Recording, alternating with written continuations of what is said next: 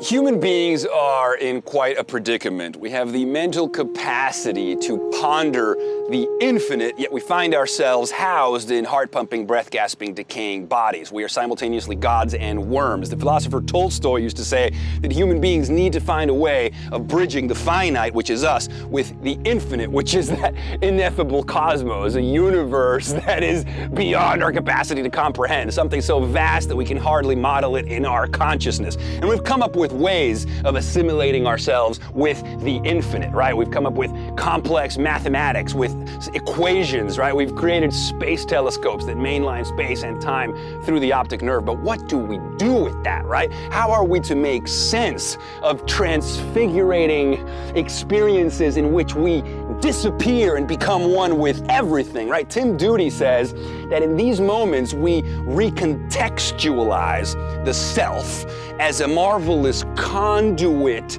in a timeless whole from which molecules and meanings flow from neurons to nebula and back again. And it is in this dramatic recontextualization that some people experience temporary panic. You know, it's like we're having a dose that is stronger than what we can release into. But if you can slowly, through meditation and self-inquiry and breathing, learn to breathe through the turbulence, learn to deal with the crisis, the supreme ordeal as you pass through the birth canal, you might, my friends, be born into something quite new and exhilarating. You might emerge on the other side of that black hole and step into the light. People talk about it as an out-of-body experience. People talk about it as the moment in which they tasted or they engendered the divinity within themselves. It is possible, my friends. It can be staged, right? Religious ecstasy, intellectual neurostorms, these experiences that mark us, that tattoo themselves in our psyche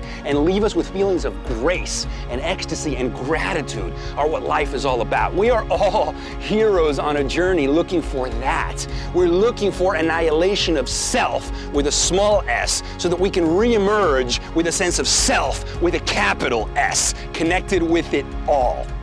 And I'm not saying that I'm there. I've dealt with my share of anxiety, turbulence, fear, and even panic. But there have been moments where I pierced against and through the veil, and the curtain parts, and what had never been seen is devoured by the eyes. And in these moments, the universe winks, my friends, and I know that all is good. And I know that all is good.